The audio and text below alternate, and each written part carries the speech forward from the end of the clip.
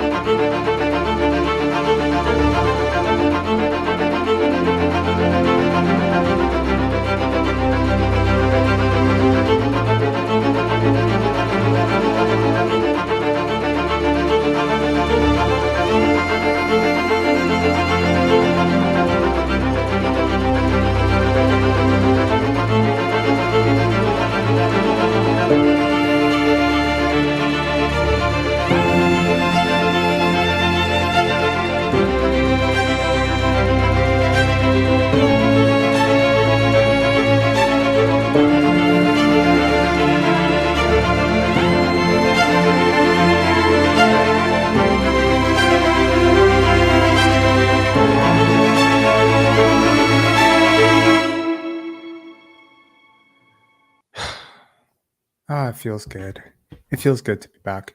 I promise I had a good reason. And if you stick around to the end of the live, I will explain a little bit about what I've been doing 18 hours, 17 hours, 16 hours a day for the last 35 to 34 days. But I promise it was worth it. And I'm really happy I did it. And I feel a lot lighter and a lot happier. But let's get to your Raptor questions.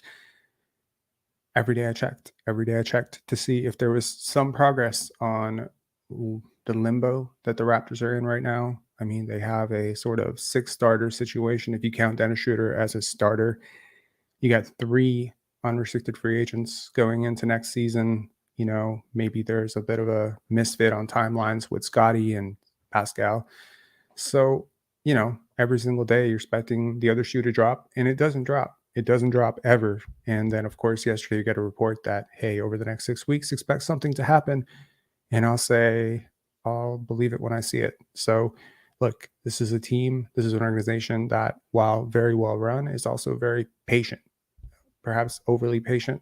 You know, people just want things to be done. But I think the Raptors have the potential to surprise, man. At some point, I think it was last month, I was just like, how many lives in a row am I going to do where I just keep saying, I believe in this team. I believe in this team. This team's going to be good. This team's going to be better than people realize. It's going to surprise people. How many times can someone say that before it just becomes repetitive and kind of boring? So I was like, what do I even say? And then 3 days after I put a pause on the lives, things came up and I had to deal with them. So it was just like, until I have something to significantly say, and I can't even tell you I have something overly significant to say, but it seems like a lot of people have questions about everything that happened with the FIBA World Cup. First of all, congratulations to Canada. Awesome. Awesome job. And it was a Cinderella run, and it ended, unfortunately for Canada, against my country, Serbia. And congratulations to Serbia. And yeah, congratulations to Germany and to Dennis Schroder, who joins a very elite list of FIBA World Cup MVPs. And, it's a really strange thing when you Google, like, who has won this award. It's no small deal, right? We're including, some Yugoslavian legends like Dejan Bodiroga and Toni Kukoc and Drazen Petrovic. But also, we are including some heavyweights like LeBron, Shaq, Dirk, Pau. There's Ricky Rubio. And maybe Dennis Schroder is more in the Ricky Rubio camp, but this is still nonetheless very impressive. And by the way, when it comes time for Basketball Hall of Fame, this is a very big thing. And is very much considered. I'm not suggesting that Dennis Schroder is going to make the Hall of Fame, but I'm saying if he was a slightly better player, this would be a very big notch in his belt. So huge congratulations to Germany. Obviously a very fun team to watch. And, Dennis Schroder was awesome. And, one question just kept coming up in the chats. And I don't know if you've been following me on Instagram. I continue to post on Instagram a little bit. I posted some community posts with some false promises about, oh, I'm going to do a live next week. And then it just never happened. I apologize for that. I'm not trying to burn bridges by breaking promises. But yeah, I mean, one question that just kept coming up in the lives, in the comment section and the DMs was, what does this mean for Dennis Schroder? Do we have this is a steal of epic proportions for the Raptors? Look, man, I hate to burst your bubble, but I'll trust his career to date over one summer. Okay, we were singing Juancho Hernan Gomez like praises last year, because of how well he was playing for Spain, and he was just hitting shots and bombing shots, and then boom, waved. It is a different game. It is a very different game. Now, I'm not suggesting that that's for better or for worse, or that one game is better than the other. It's just different rules. It's different. There's so much difference in terms of how FIBA basketball is played, and that has drastically altered, in my opinion, over the years. That has really changed how Team USA considers like constructing their rosters, right? So SP saying, but Juancho wasn't a ball handler. It doesn't really matter all that much, but I get your point. But yeah, like, to me, it's not nothing. It's not everything. It's barely something. Sure. Look, it's not unheard of for players to have a delayed peak. It does happen, especially for a guy like Dennis Schroder, who maybe hasn't always had the opportunity. Sometimes he's been a backup, right? He's been a role player. He's been asked to play his role. And maybe, this is like Thaddeus Young, right? Thaddeus Young, when he went to Chicago, I tell you, materially, he was a better player than he had ever been at any point in his career. And he was nearing 30 at that time. Not uncommon, not in, it's uncommon. Let's just put it that way. It's uncommon to have a delayed peak, but it's not unheard of for someone who's never really had a featured role in offense to suddenly maybe have a 2-3 year spurt. And for the Raptors' sake, I hope that spurt comes for them. That would be great. And after years of blowing, in my opinion, blowing the mid-level exception, to get someone to actually exceed the value of mid-level exception would be a game changer for them. To the question of, do I think Dennis Schroder now starts over Gary Trent Jr., I say, hold on, like, relax, right? Like, that would be quite a significant thing. Number one, it seems to me, at least, that Darko Rajakovic has spent the entire summer talking about Scotty Barnes at point. So going undersized doesn't make a hell of a lot of sense, right? Neither Dennis Schroder nor Gary Trent Jr. are exceptional defenders. They both have their strengths and weaknesses, but neither are lockdown defenders. If Dennis Schroder was Marcus Smart, I fully hear you. That makes sense to me, but he is not. To my understanding, and if I recall correctly, let me dust off my basketball brain for a second. He has never posted a positive box plus minus ever in his career. The idea, and someone did message me, and I don't mean to call this person out, but someone said, maybe he could be better than, was it Vince? Vince? I'm going to give Vince a shout out here. Vince, oh man, said, could he be better than Fred VanVleet? And my immediate response is, are you kidding me? Like, this is not even close.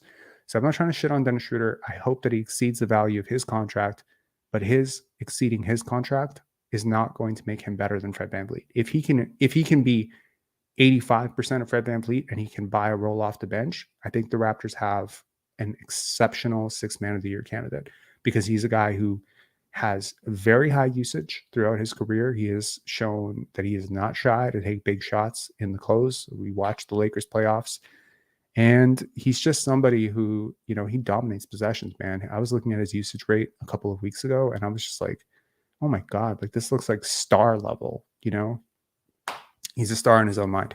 Anyways, let's get to some mailbag questions. I will start with the Instagram ones just because they're on my phone and my phone is about to die. So I'll try to get to these pretty quickly. And then towards the end of this live, hopefully we can keep this under an hour. I know I've said this before 1,000 times and it doesn't stay under an hour, but I would like to. Let's answer these questions somewhat quickly. And if you have some questions here, you can always post them. I'll try to get to them at the end if we have some time. Felicia asks, will the Raptors make the playoffs? I'm betting on it, quite literally and figuratively. I am betting on it. Yes, I expect the Raptors to make the playoffs. Nan asks, any tips or tricks to get my wife to watch Raptors games with me? Is your partner a fan? I wouldn't say Camille's a fan. I would, however, say that she got way more into basketball when I became a little bit more patient about explaining the rules. So my thought process would be if they, I mean, number one, if you're passionate about it, like the passion does bleed over osmosis almost. But the second thing is help them understand the game a little bit better and maybe break the barrier. Sometimes it's just, it's hard to get into something if you don't completely understand. Maybe start talking about it. I'm not saying manipulate your spouse. I am, however, saying like, make it a little bit easier for them. Yeah, maybe take them to a game. I think that could help too. Hmm. Nan also asks, which Raptor of all time can you relate to most? Surprise. Geez. I mean, relate to the most? Geez, that's a really tough question. And I wish I thought of this question, but I didn't want to have scripted answers. And I'm gonna have to come back to that. I don't know if I can really relate to a professional athlete. It's really hard for me because I'm not one. Um, Personality wise, geez. Vince Carter? I don't know. A little bit like that. Like, I mean, I'm a bit of a no. I mean, he's so talented musically. He can dance. I can't dance. He played an instrument. I barely played an instrument. I don't know. I'd probably pick like one of those like end of bench guys that everyone forgot about, like a Michael Bradley or something like that. Maybe someone like that. Um, what player in the NBA would fit best with a lineup of Pascal, Scottie, or Dick? Asks by Sir C Cats. Um, Scotty, OG, and Dick. I'm inclined to say Anthony Davis, but I might be biased. I don't know. I think Anthony Davis fits. Beyond AD, I'm thinking like with that lineup, I'm thinking a pass first stretch big. So someone who can shoot, who can defend. Victor Wembanyama, would that be too much of a obvious answer there? Okay. All right, let's get to some YouTube questions. I apologize if my screenshots do not account for everything there. Paradise Lost saying, can we bring SGA home? You're going to have to wait a little while, and there's going to be a lot of competition, and I don't necessarily know if he wants to be here, but that would be interesting. The Raptors tried aggressively to trade for Shai Gilgeous-Alexander, and I mean, if you want, like, I know that technically it's the move that you wanted to make, but you didn't make because probably you didn't want to give up as much as the other team wanted, but it's another notch in Masai's hat as a talent evaluator. All right, let's get to some of the questions from the YouTube page. All right. What are your thoughts on the Knicks situation? Thanks a lot for the super chat, Dylan. I will definitely get to that right after this. What are your thoughts on the Knicks situation? Darko being named in the suit, silence from the NBA, Silver, etc. The Knicks are the Knicks. All right. As a New York kid, I've come to grow to appreciate this organization for what it is. And I mean, my read on this situation, and it may have expanded beyond that, beyond what I understand now. But from what I gathered from it when I was reading about it, this is a whole lot of nothing. Someone messaged me saying, Darko Rajakovic could get fired for this. I don't think so. Being named in a lawsuit and being, the party that is most held responsible is probably something different. But I'm open to hearing more about the situation. Also, like, it's a strange thing, because when you get sued or when someone files a lawsuit, typically there's a thought process that someone has grounds to file a lawsuit, but there's actually no penalty to file a lawsuit if you have any claim at all. And, again, from what I understand, I don't think this is as serious a deal as people want to make it out to be. I know there were some parallels drawn to something that happened in baseball or football where someone got fired. I don't think it's that serious. Just my read. I could be wrong. Maybe there's more information about this that I didn't read about. I got to be honest. I've been living a little bit like a hermit under a rock for the last, I think I may have. I mean, the other day when I watched Canada versus Serbia, like I was watching basketball for the first time in almost a month, and I'm just like, what play is that? Like, what is this sport that I'm watching? Like, you don't understand. Like, I've been so immersed in the work that I've been doing away from basketball that it's going to take me some time to catch up to everything. And that's another reason why these lives became so intimidating. So it was like, yo, like, you're gonna have to read up on everything that's happened over the last month for like a couple of days. So yeah, this Knicks situation was something that I followed pretty closely for a couple of days while it happened. I just don't think it's that serious. Dylan, to your question here, in your hypothetical Scotty Barnes dream scenario, you estimated his defensive box minus in his prime around 2.5. Do you project him out as primarily defending 2 through 4, or achieve that elite DPPM? No, I don't. And as it goes, typically, your defensive box plus minus is very much, in my opinion, or I guess statistically validated, proven, it is very much rooted in your role on defense and how well you do in that role, right? Relative to your team success with you in that role. So Giannis could have a really high defensive box plus minus and never have to guard point guards. And maybe if he guarded point guards, his defensive box plus minus would be lower because maybe he's not as good at guarding point guards.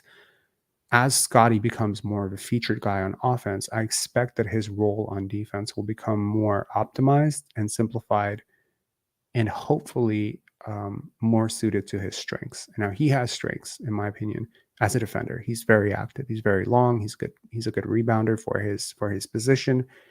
He will be an exceptional rebounder at the point guard or shooting guard position for the rest of his career. As long as he's playing wing, he's a great rebounder offensively and defensively.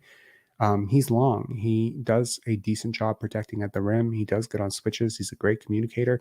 What he's not is a great point of attack defender. So he did a lot of that last year. He did a lot of point of attack defense on sometimes guards, on switches, and sometimes, with the amount of stagger action and, screens that teams are setting, like there's just a very big human being to try and navigate around those screens. And sometimes maybe that might hurt your numbers because you are not necessarily helping your team, but also you are helping your team because you're doing something very essential for your team.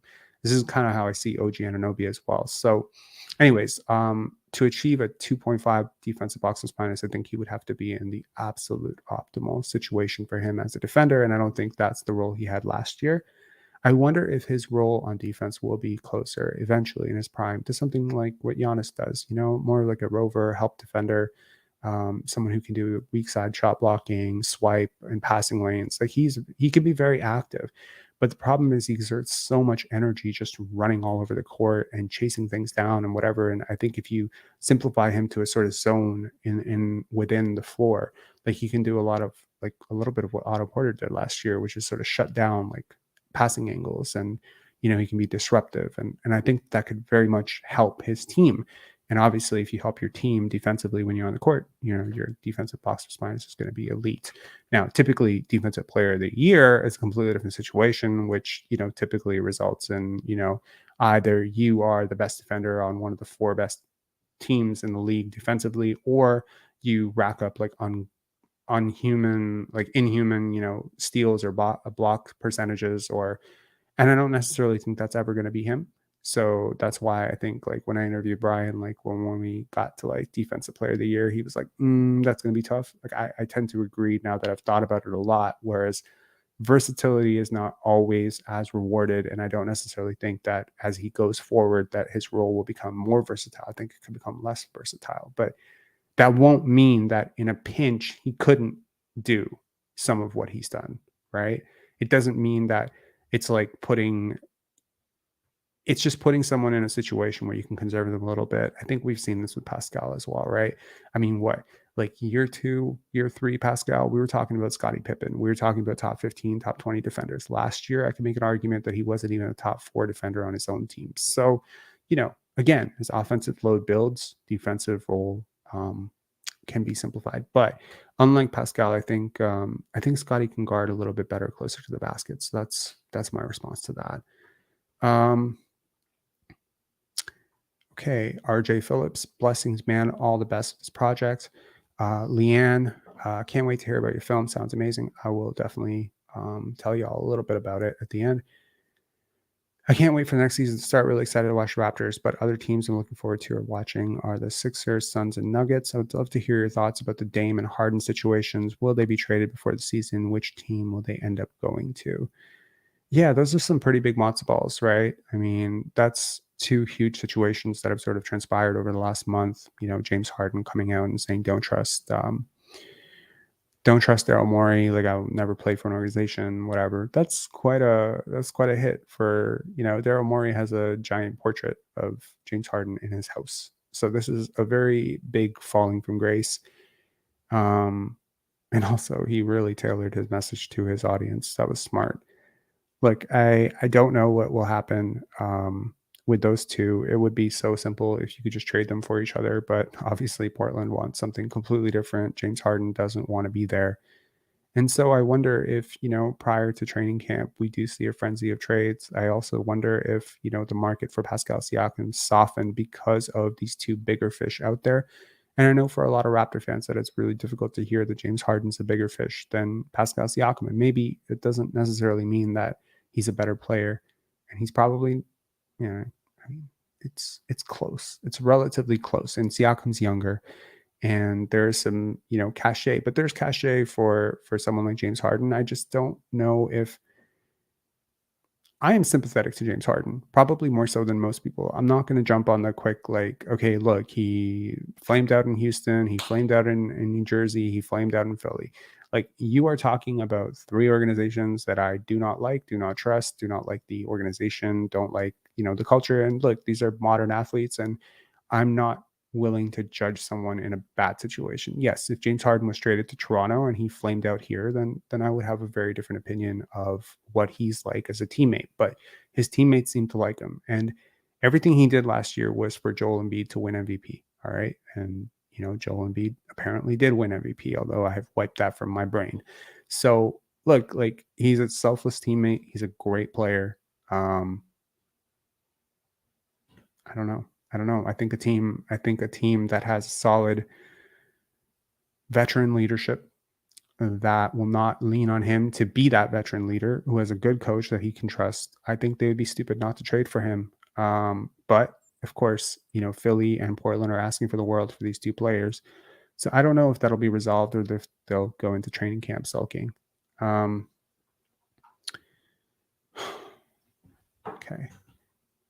A lot of questions here. Uncle Hoops.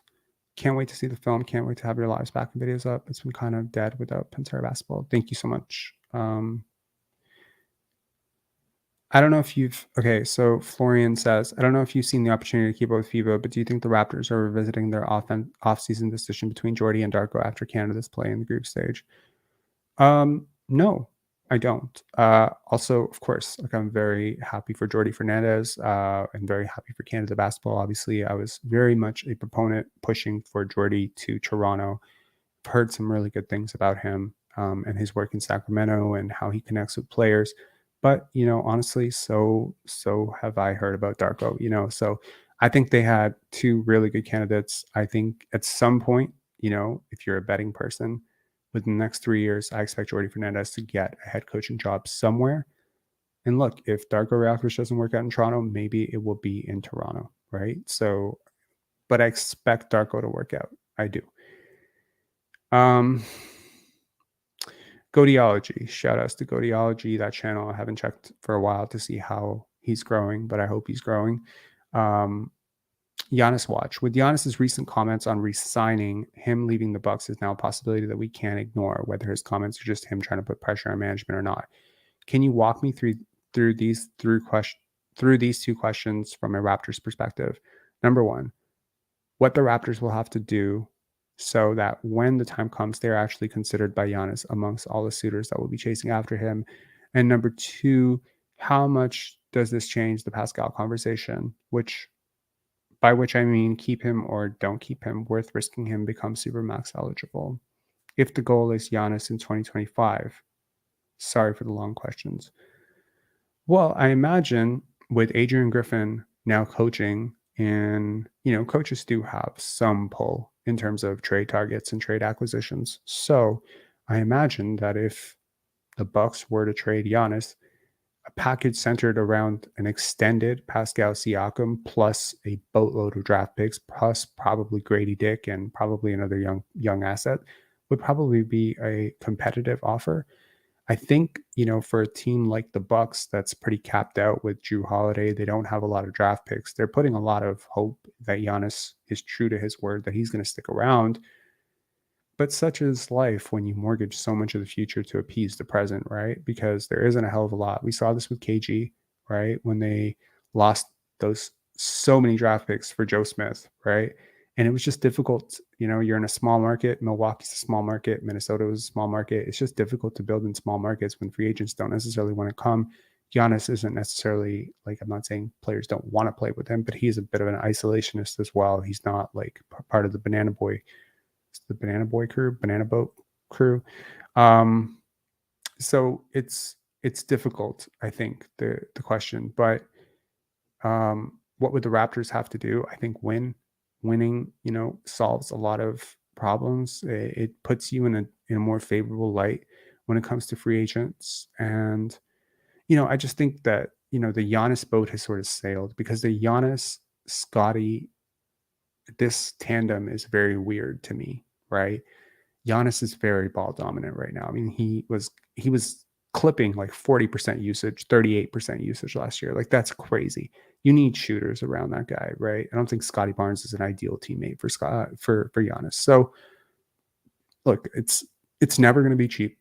Whether you sign him as a free agent and you have to pay him $65 million, gut your entire team and trade away everything you have, or whether you have to trade, 4 significant pieces, it's never going to be cheap. And I know he won a championship. I do know that. But I would be very curious to see how Giannis ages in the next 5 years of his career. And I'm not saying that he's going to fall off or that he's not going to be a great player. I think he's going to be a really good player for the next 4 or 5 years. I just think the players who don't shoot, who start to decline athletically, may not necessarily age as well as players who can shoot, like Dirk, or Tim Duncan, right? Like, there are certain players where there's like skill, there's like a heavy level of skill and thought, involved to their game. And then there's some, his name is Greek Freak, right?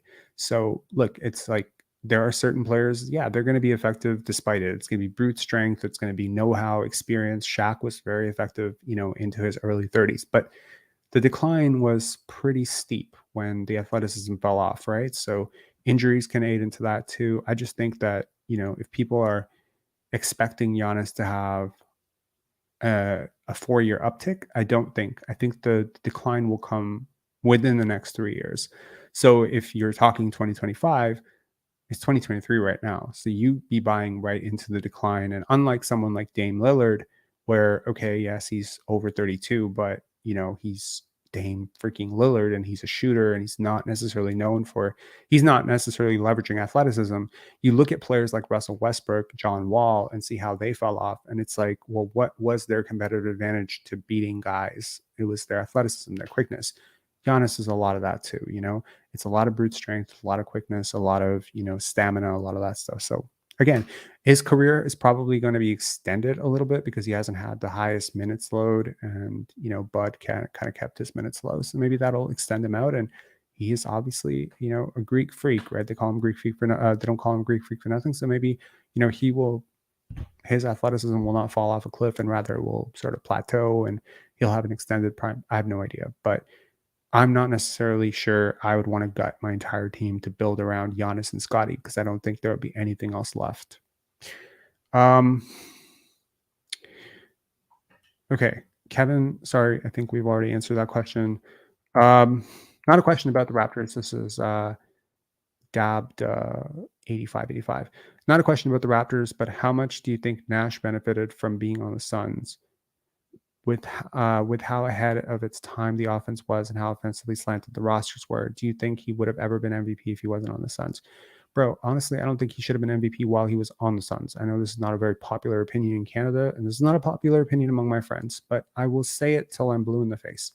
There were better players every single year that he won MVP. Statistically, categorically, it's impossible for me to justify him winning either MVP, especially, I believe it was the first one.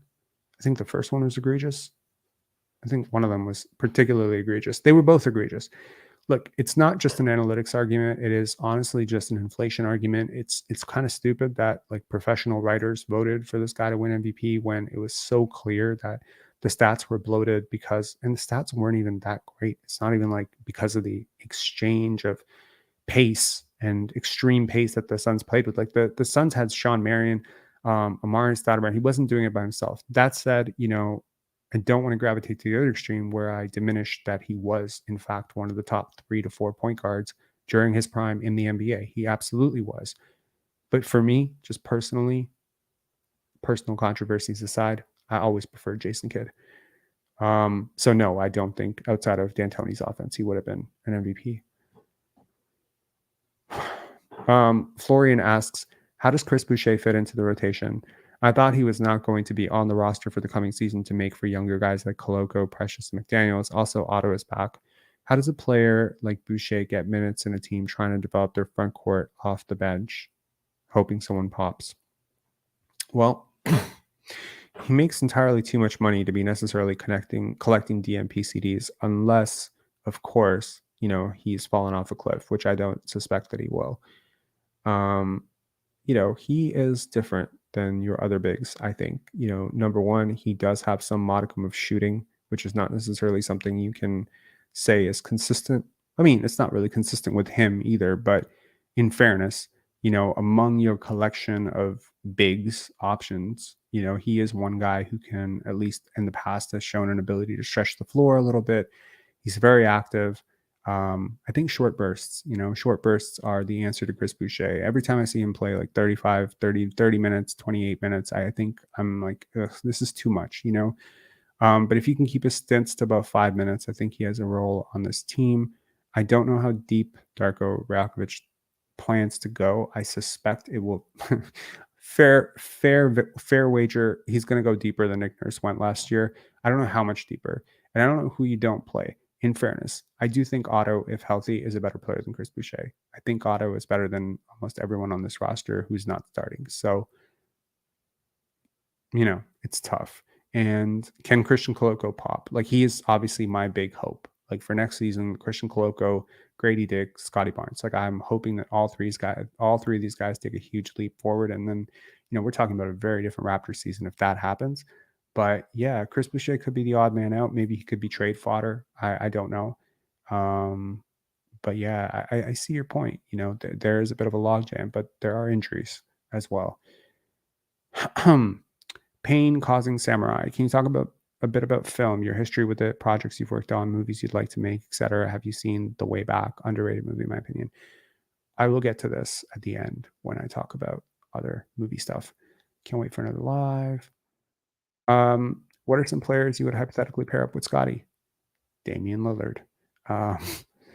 Kevin Durant. I like smart players. Kyrie Irving. I mean, maybe not Kyrie Irving. That would be a little bit risque. Evan Mobley. That would be interesting. Evan can't shoot shit, so he can't shoot worth a shit. But Wembanyama, that would be great. Scoot Henderson would also be great. Another player that I like to pair with Scottie.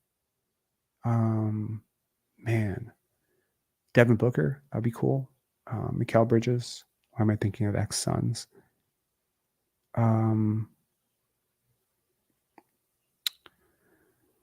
rim rolling big who's got elite touch around the basket.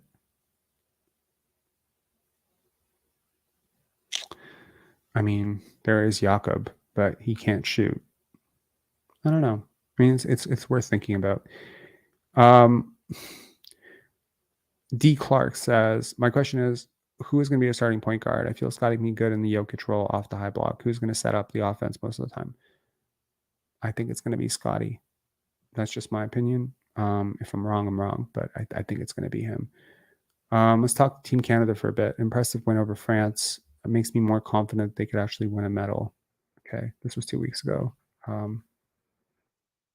They did win. So, any observations from the summer runs? Yeah, Scottie's handle and jump shot looks a little bit better to me. His handle just looks a little bit more natural. It's always kind of miffed me how unnatural his ball handling has always been. Maybe it's the big hands, maybe it's the long legs. It's clunky, it's awkward a little bit, but it's looked a little bit better. It's still a ways away from being like the most smooth or natural jump shot, but it's moving in the right direction. And let's hope like by the start of the season, like let's hope it's there. Like when it clicks, it clicks. Like jump shots are like that. Like when it starts to like, you know what I mean? Like it does happen. Like there are certain players like that where it happens over a summer, it happens, over a few weeks where it's just like it wasn't and then it was. So you just got to keep going to the work, you keep going to the gym and just keep going in the right direction, tweak, tweak, tweak, tweak, tweak, tweak the footwork, tweak the release, tweak the elbow, tweak the consistency, tweak it's just you just keep doing it and then eventually I think it hits. Look forward to scoping the feature. Yes, that will be fun. Can you break down the possible routes the Raptors can go? So Huncho Alejandro says, can you break down the possible routes Raptors can go heading into expiring contracts like OG and Siakam, etc.? Also, can you also talk about the possibility of Jakob trade when he's available if we rebuild halfway through the season? I'd rather a center with a 3-shot, in my opinion. Well, I think there are a lot of teams that could use Jakob Poeltl. I don't think he's making a ton of money, so it is definitely a movable contract. This is not an unmovable contract, obviously, unless he comes out and stinks it up and the Raptors stink, in which case, maybe his trade value is a little diminished, but I still think at his current contract value, that he's an asset. And I think he could help a lot of contenders, maybe as a starter, maybe as a fringe starter, maybe as a backup. But I think, if you ever wanted to trade him, you'd find 2 to 3 teams that definitely could use him. In terms of contract year, OG and Siakam, what worries me is the Raptors, will be successful and I mean, this is like a good problem to have, that the Raptors would be successful. And obviously, like I expect, there be some credit to Darko Rajakovic, obviously, because, he's lost Fred VanVleet. And if he still manages to make the playoffs after the previous coach didn't make the playoffs with Fred VanVleet, obviously there would be some credit ascribed to him because he's the notable change on the roster apart from Grady Dick and Dennis Schroder. Obviously I expect if Scottie takes a significant leap in terms of his numbers that he would also get some credit. But I am most worried that if the Raptors make the playoffs, that this will be a doorway to Pascal getting all NBA.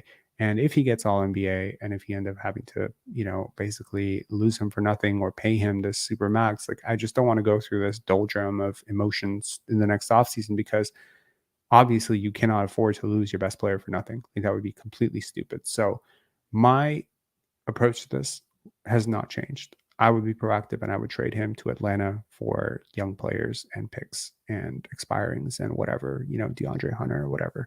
I wouldn't chance it, man. I just wouldn't. It's not the strongest free agent class next year. He could easily be, you could have another Houston situation where some team is just prepared to boatload an offer to him. And, if he qualifies for the Supermax, and you're not willing to pay him, he sours, goes to a team with like a lower tax bracket in a state that doesn't have income tax or whatever. Maybe Miami somehow finds a way to clear room. I have no idea. My point is, it's a risky game you're playing, having 2, 3, big money free agents going into the same offseason. Also, have we learned our lesson from last year? Having three players who take a ton of shots or who want bigger roles on offense, all in contract years on the same team, not always the easiest situation. So I don't know. And what's the solution? Never have a player in a contract year? Obviously not, but I think, I would try to negotiate this deal before the season starts. I would not let it play out throughout the season. Florian says, in a recent Raps Republic video, they talked about how the starting lineup will look like given Pascal hasn't been traded in the prospective starting lineup with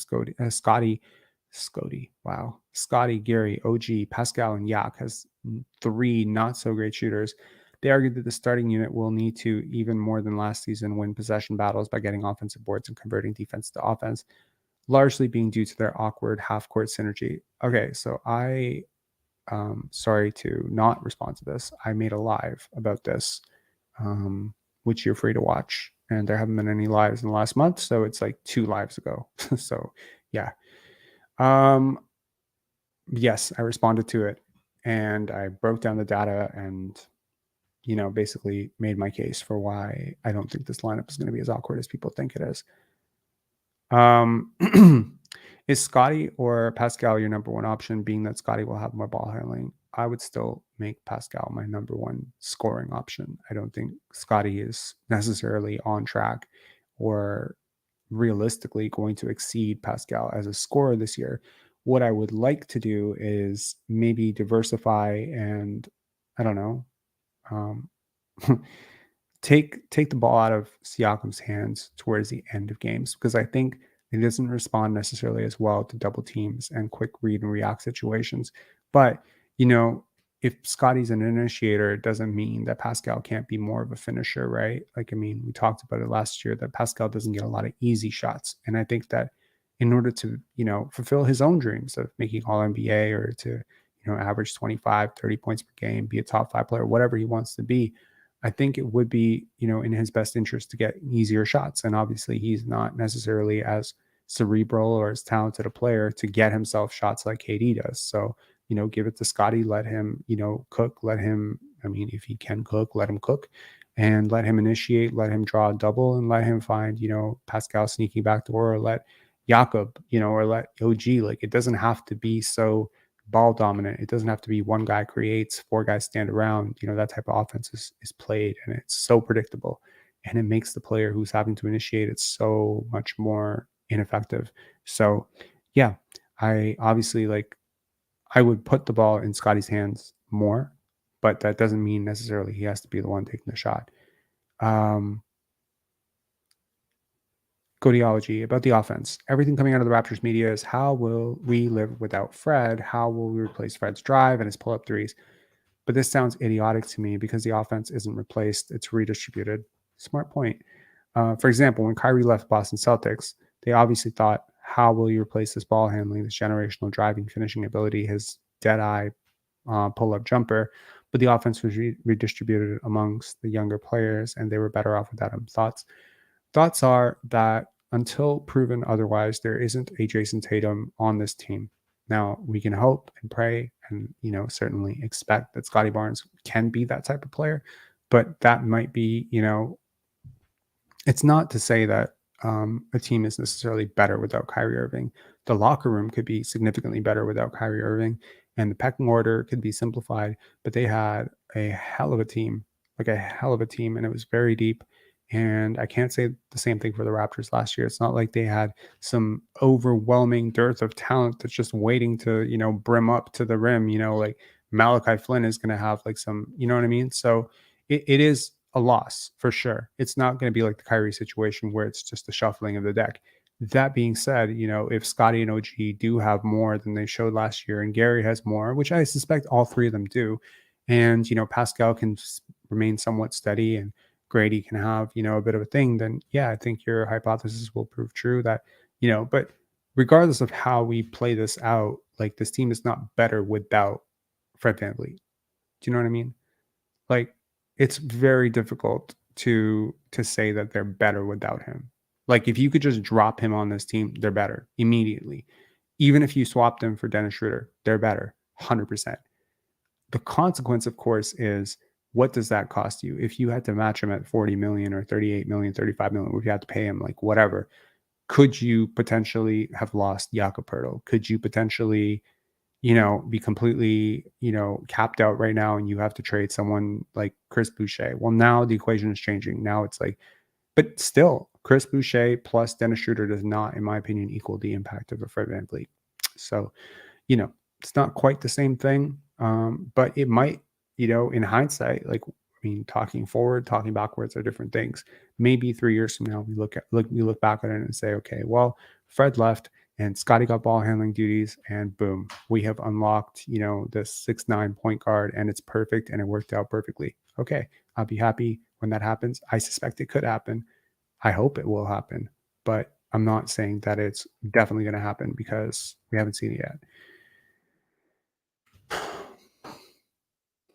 Can you elaborate on how screwed this team is if and when Siakam hits free agent commands 40 to 50 million a year? Second question is about CBA rules and player minimum games requirements coming into action. And then he also asks, would you do Scotty for Giannis? And you get asked, like every single day, somebody messages me on Instagram and says, would you trade Scotty for so and so? Would you trade Scotty for Giannis? Would you trade Scotty for SGA? Would you trade Scotty for Luca? My answer is always no. And this is just a very sentimental, Robert thing. Like, I'm not trading Scotty Barnes for anybody. I just wouldn't. I can't. I don't know how to. So that's just me. And I'm just laying my cards on the table. He's like my favorite player in the NBA. I mean, could you trade your favorite player? Maybe. Maybe you're more rational than I am. I'm not trading Scotty Barnes. Just can't. So no, I would not trade Scotty for Giannis. Now, that's going to be clipped. That's going to be clipped on Reddit, and no one is going to take me seriously ever again, and I don't care. But it's just, yeah, that's where I'm at. If Siakam hits free agency and commands 40 to 50, then, you're assuming you had a very good year.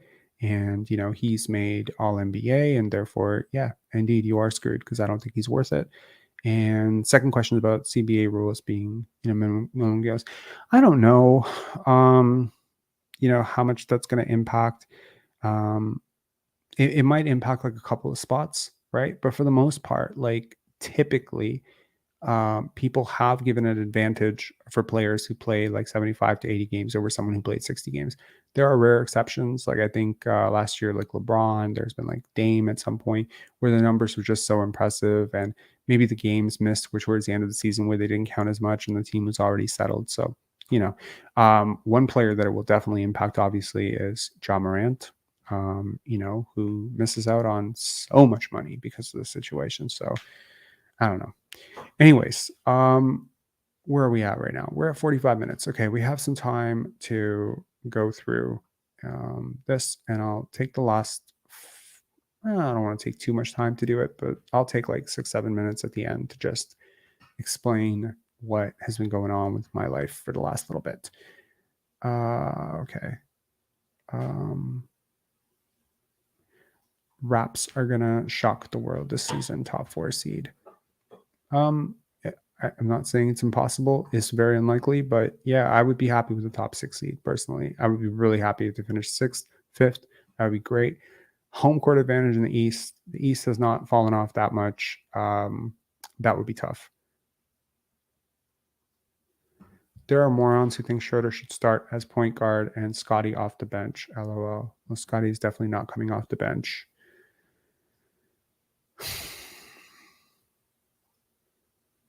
Yeah, worst defense is an understatement.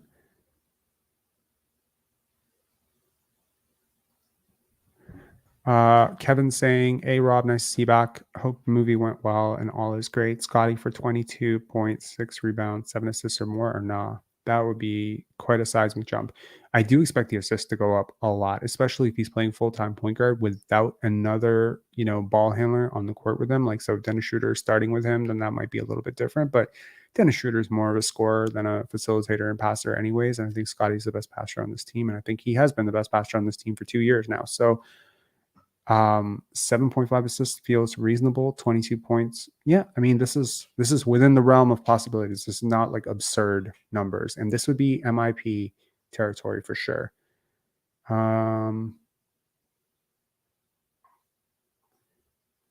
Yeah. Unless you're Danny Ainge, nobody is willing to trade everyone. Yeah, that's fair. Okay. All right. Okay, let's get into what I've been doing for the last, I don't know, 30 something days. Okay. So, prior to founding this Pensare Basketball, I started something called Pensare Films, and I'm a director at Pensare Films. Obviously, I also started Pen Dance, so it's pen, pen, pen. Don't ask why pen is such a recurring theme through everything I start, but it has been. So in 2018, I directed a feature film, which is pretty cool. It was a pretty big deal for me back then. I had directed 6 shorts, and then this would be my first feature. And we did it crazy style, man. We did it in the snow. We did it on a rush schedule. We had some great actors, some really good actors. And I thought it looked great. And then we got home and it was not so great. The footage was really dark. I'd never worked with S-Log footage before. To those who do photography or do videography work, you understand like log footage. Let me take this off the page here. You understand that log footage is basically like a compressed curve, and basically it sort of squeezes all your image and data into like something that you can read and then stretch out later in post. So long story short, this footage was very dark. A lot of the film was so dark that we could barely see it, and that's heartbreaking, especially when you spent your own money to make this film. Um, and so I struggled with it for a while. I took it around. I showed some people, hey, can you solve this problem? Can you solve that problem? No, they couldn't solve it. And this is really tough for me because, it's really difficult to get people to care about characters if they can't see them. It's really difficult to get people to care about a scene if they can't see it. And so, yeah, we had this film and it just wasn't making sense. Also, because of how quickly we shot it, it was really rushed. There were some scenes missing. It was really tough. So I kept editing it, man. Like every 3 months, I would edit it, and then I would get sick of it, and I'd run into a wall, and then I'd stop, and then I'd try to edit it again, and then I'd message everyone and be like, "It'll be out soon." And then that was like 2020. It was really tough. It was really tough because it's my first feature, and I've admired a lot of directors who've done their first features, and their first features are friggin' amazing. And my first feature is going to be basically a black screen, and it was really tough for me to just get over the ego of like, okay, you're gonna have to release this someday. And anyways, so in 2021, I showed it to a friend of mine who's a writer. His name is Jeffrey Michael Bays, and he's a writer who wrote the book Between the Scenes, and it's all about scene transitions. And he liked it, and I was shocked that somebody liked my film. And because I didn't like my film, I hated it. I hated the sight of it. And he liked it, and he sent me his book as a gift, and that was a very nice thing of him to do. And this book changed my life, and it really gave me insight into what was missing from my film, which is all these little moments that happen between scenes. My film was just a series of scenes with no pause, no break, nothing. And that's what happens when you don't film the entire film. So I started adding these, and then the film got better, but it was still dark. And so I was like, okay, like let's see if some colorists can take a look at it. And then, I was like, maybe I'm not the colorist who can do this, but maybe somebody can. And then I showed it to a colorist, and I thought they were good because they work for like CBC and they work for Netflix and stuff. And I thought they were pretty good. They get paid to do this. That's their job. And they sent me back a sample, and bro, it was worse than mine. And I was like, oh, this film is like I'm never going to get to release this film. And it broke my heart a lot. And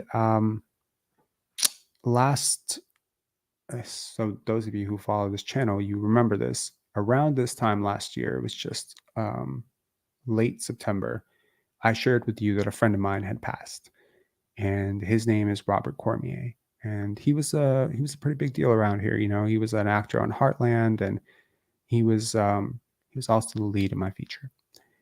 And he was just 33 years old, and he passed away. And this was the only time he was a lead in a feature. And he'd done a lot of TV work. He'd been on Slasher on Netflix and stuff like that. But this is the only time he was on part of the feature. And he did something really special in this film. Like, his performance was really great. And so, him passing away, it adds a level of seriousness to screwing this up that, it started to eat me up like alive. Like, I was just like, okay, you've talked to the $5,000 colorist. It's time to start talking to the $50,000 colorist. This film is not going to be great. It's never going to be great, but shit, you need to get this out there. You owe it. You owe it to the people who helped you make it. Like, you need to do this for them because they've been sitting there waiting for 4 years for you to do something with this, and you're an asshole because you're not doing anything. And so luckily, through Pendance, which is the film festival that I founded, I got in touch with a colorist who was great, like really one of the greatest colorists in Hollywood. And he decided that he was going to do this for us. And he was going to do it for a very cheap price of $15,000. And that's very little relative to the, I don't know, 70, 80, 100,000 he charges for films. And I was like, okay, great. And then I thought about it, and he told me that he could fix this footage, and so it kind of gave me hope. And then I was like, wait a second, if I'm paying all this money, $15,000, which is almost the price, almost the value of the feature itself. Like, if I'm going to pay this much money, I'm going to edit it one more time. And so I took my sweet ass time, 3 months editing it, and by the time I was ready to send it to him, he'd gotten busy on another project. He couldn't do it anymore, and so I was sunk again. And this was last year. This was like January-ish, right? So I was like, okay. And so I began the process of the talent code, which is the book that Brian talked about in our interview. And the talent code basically suggests that if you think something is possible, it suddenly becomes more reachable and you suddenly start to try for it in a different way. And so that's what happened. The minute I found out that there was a colorist in this world, granted, I'm not that colorist, there is a colorist in the world who can do this, I suddenly started to try to learn everything I could about coloring images. And I started playing around and I started learning and I took an online course and, I did my best and I tried to become the colorist that I couldn't afford because any other colorist of that caliber we talked to, I just couldn't afford them. And I needed to make this film work. And so I learned how to color, and that's what I've been doing for the last 36 days, is coloring my feature. And it was obsessive, and I shared the whole process on the intersection page on Instagram and Pensare Films. And I'll share some of the results with you here. It's actually pretty profound, and people were like shocked that you can make it work. Like, you can make the images look this way because they did not look that way in camera. And I guess to say that I didn't do this for myself. Like, I find it very hard to do certain things for myself. Like, I genuinely, like, for me, like, I don't think I would learn how to color. Like, that sounds self-defeating, but it's a little bit different when somebody else is there. And Rob passed away on September 23rd last year. And this year, on September 24th, his family is going to get a chance to watch this film for the first time in a theater. And that's what I've been working towards. So I just want to excuse my absence by sharing with you that there was a pressing time commitment to this. And every time I thought, oh, this is better than I thought it was, there was like a thought in my head. I was like, what if you learn one more thing and make it a little bit better, a little bit better? I shit you not. The colorist that we were going to hire, I compared what I just did to his samples. They're better. So I'm not saying that I'm like some Hollywood colorist. I'm just saying that I took my time to do this right. And I think the results speak for themselves. I'm going to share a little bit of it with you guys here, if you don't mind. This is like a minute clip of it. Here.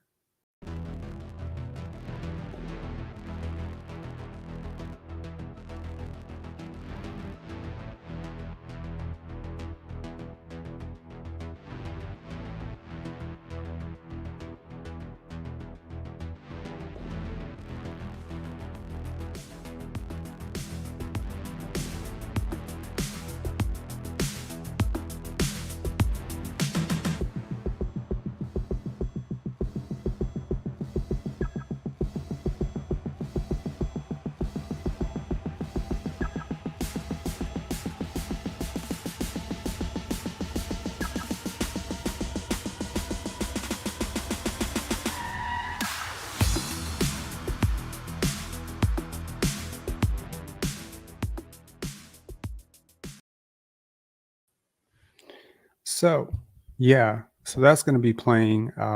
It's a private screening on September 24th. Um, I think we will have some tickets. They're not tickets. It's not a ticketed event, but if you want to come check it out, I think we'll have like 5 to 6 seats left after cast and crew and stuff like that. So if you're really curious to check it out, um, it's a hyperlink film. I don't know if you've watched Crash, Babel. It's a little bit like that, but it's different. It's about 4 lives kind of caught um, in the middle of something. Look, man, the script was good. I'm not suggesting that we did a great job on set. Like, I think the actors were good. I think the script was good. I just think I shot it terribly. And so it's been a really big weight off my shoulders to get this done. Like, it's been bugging me so much. Like, I can't even tell you. Like, it was immense like every day someone would ask me about it, someone would talk about it, whatever. And it's just like, it weighs on you, like there's this thing you're supposed to do and you haven't done it and you don't know how to do it. You don't even know how to do it. And so it was, I can't wait for the 24th. I can't wait to share this movie with people because it actually turned out to be pretty good. Like, I'm not going to lie. Like, I did not expect it to turn out good, but the work that we've done in post, the work that was done in music, color, sound has taken this to a completely different stratosphere. So I am very happy, even though I had to abandon my child, Pensare Basketball, to do it. But I'm very happy with it. Okay, we have Love Crash. I hope to see it soon. I don't love Crash, but if you liked Crash, I suggest you check out Amoris Paris. It's a great film. I don't want to say very similar because it's just 100 times better. I know Crash won an Oscar, but I'm going to permit this to public record. That film is not good. Among all the hyperlink films in the world, it is my least favorite. Traffic is decent. Babel is decent. Amoris Paris is a masterpiece. And I hope that one day people will think The Intersection is good. I hope people think the film is good, man. But personally, I don't necessarily even care. I know that sounds kind of conceited, but I don't. Like, I put everything I could into this. I worked damn hard. There's a lot of truth in this film, and this is the best I could do. So I did it. All right, Rank Scrub. What's your expectation of bench production if the new additions break out? Can McDaniel, Schroder, Porter, Koloko, Precious play like starters? Like as a unit? Like, I don't see a shooting guard there, and I don't know how you've taken Grady Dick out of that. I don't know, man. I mean, I think, look, every single year there's like the Svi Mihalik effect, right? Because in theory, Svi Mihalik or Joe Wieskamp or Jeff Doughton or Delano Banton or any one of these players, especially with, of course, the working knowledge of, hey, Masai Ujiri selected them, Masai Ujiri signed them, whatever. There is some expectation that one of these players could be really good, right? And just pop for you. And it happens every year that there's a player that people don't see coming into the season as like a starter, and then by week 3 they're a starter. So if the Raptors get that from McDaniels, great. If they get it from Koloko or Precious, great. I think they just expect health, hopefully from Otto, and hopefully buy-in from Schroder. Also, there were some questions which I didn't get to, and they were all about Marquise Noel. And I don't know why. I just want to avoid answering questions about Marquise Noel because I have such complicated thoughts about Marquise Noel.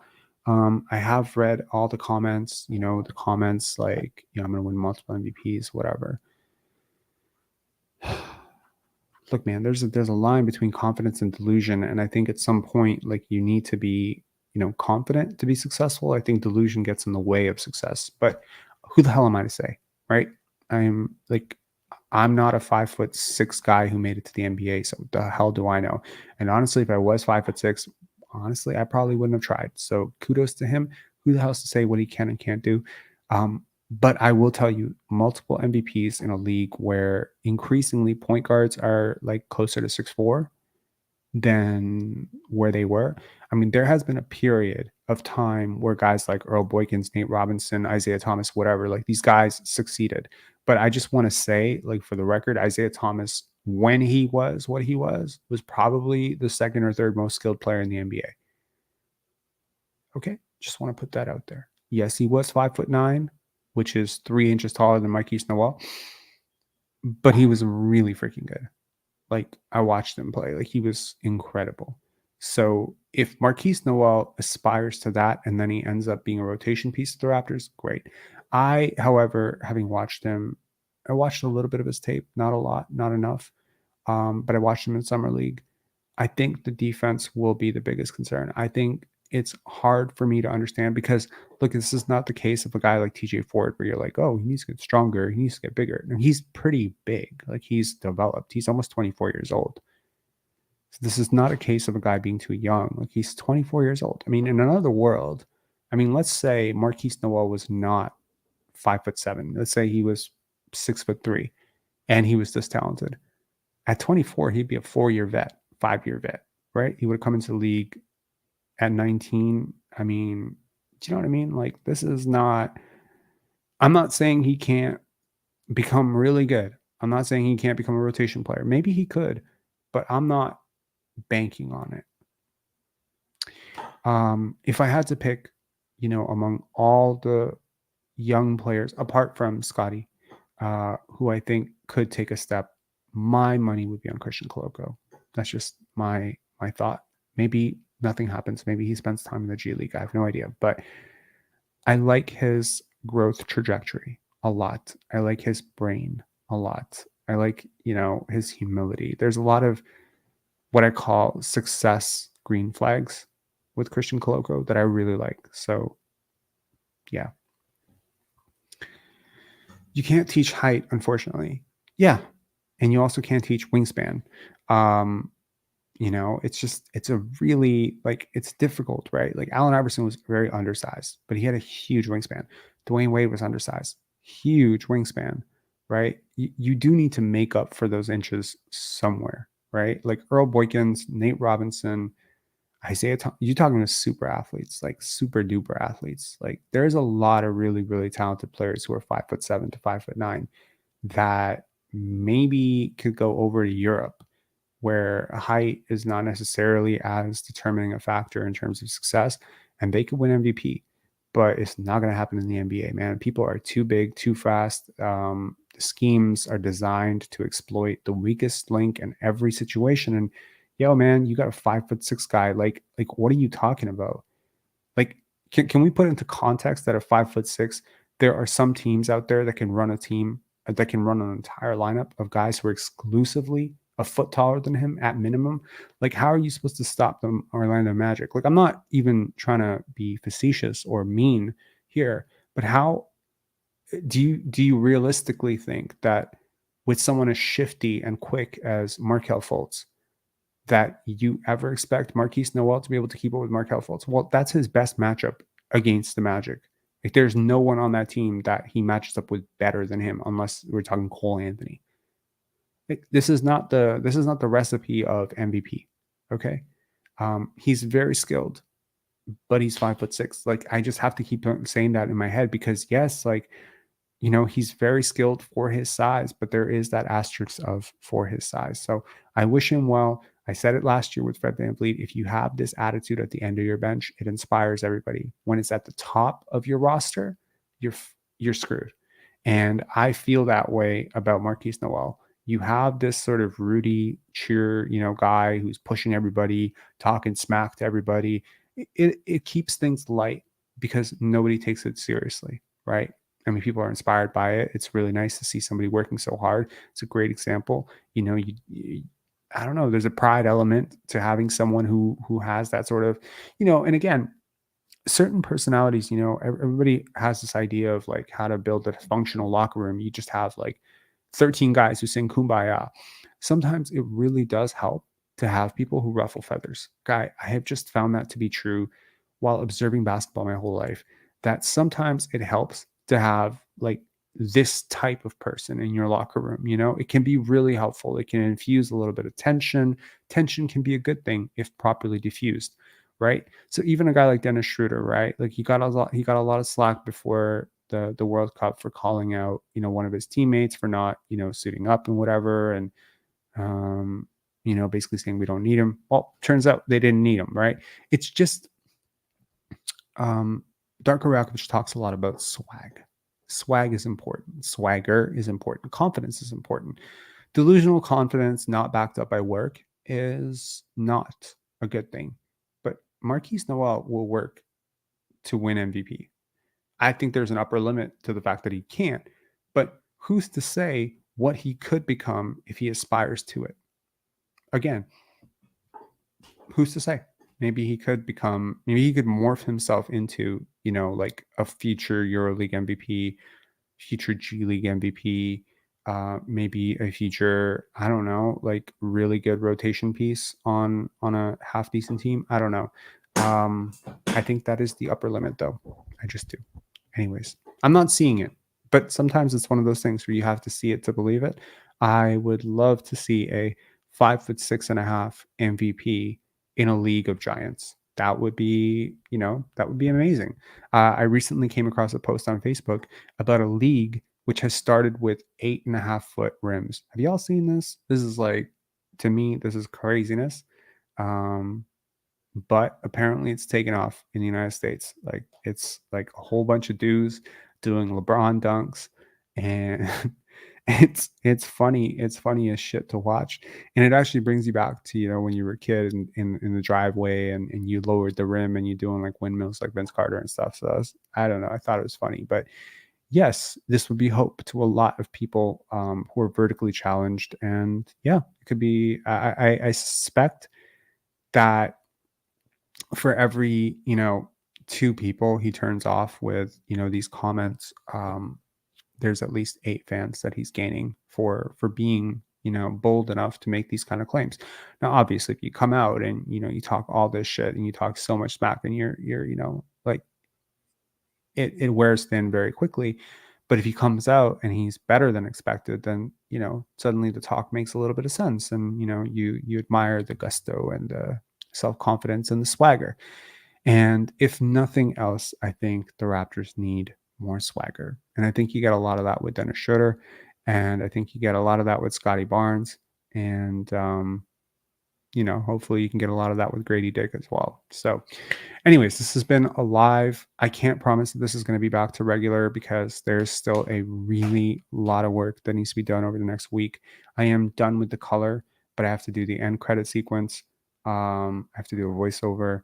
I have to do the DCP creation, but I won't go another month without a live. Like I think we'll probably be back to normal September 25th, 26th. That'll be normal, like every second day, every day. Maybe there will be one more between now and then. If you would like to come to the intersection private screening, if I have piqued your curiosity or if the clip has piqued your curiosity, definitely leave a comment below. I can get in touch with you. As I mentioned, there's no tickets. It is guest list only. But if there's someone who's really curious checking it out, we want a full house. Obviously, we want feedback. We want to see, how these scenes work with people. There's a small suggested donation at the door. You don't necessarily have to pay anything. It's just to cover the cost of the theater, but it's pay what you can kind of thing at the door. So, who's the starting five next season? My answer on this remains unchanged over the last 2 months. I think it's Scottie, Gary, OG, Pascal, Jakob. Are you going to TIFF?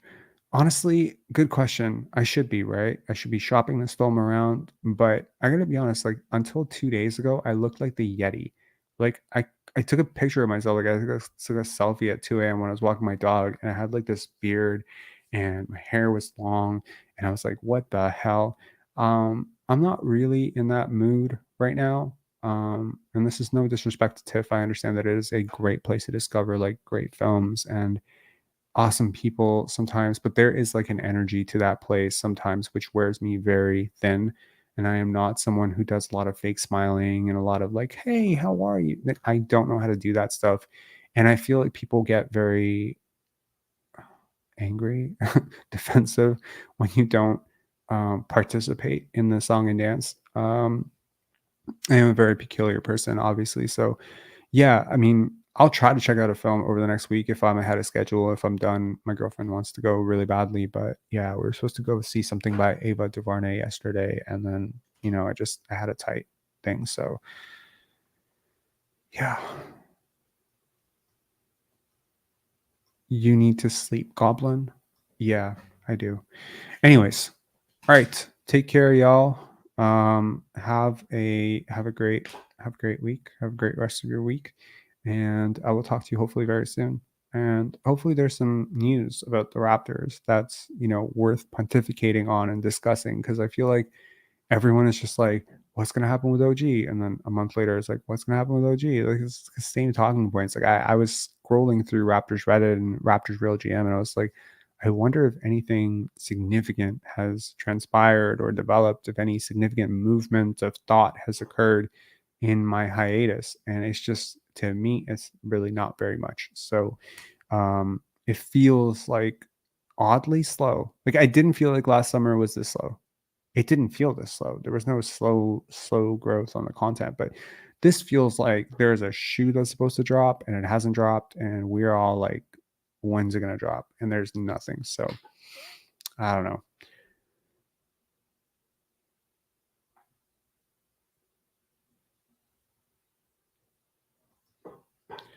Maybe the story of getting it made would resonate with some people at TIFF. Yeah, maybe. Dennis is better than Fred. I disagree completely. He's a different type of player, and I think that player could be a really good one. Like, it's a good fit. He's a good point of attack defender, which Fred VanVleet proved not to be very much last year. He's a better paint finisher. If he can figure out his consistency on his jump shot, I think he could be really good. But yeah, there's like an overall like intelligence to how Fred plays that isn't always there with Dennis. He's clutch though, if I recall correctly. He's pretty clutch. He's got a lot of swag. I like that about him. Anyways, talk to y'all later. Hit subscribe if you haven't already. And yeah, I know that we talked about getting up to 10,000 subscribers. Can't really do that if you're not posting content. So I realized that goal has to be adjusted and maybe delayed a little bit, but it was for a good reason. Talk to y'all later. Peace. All right.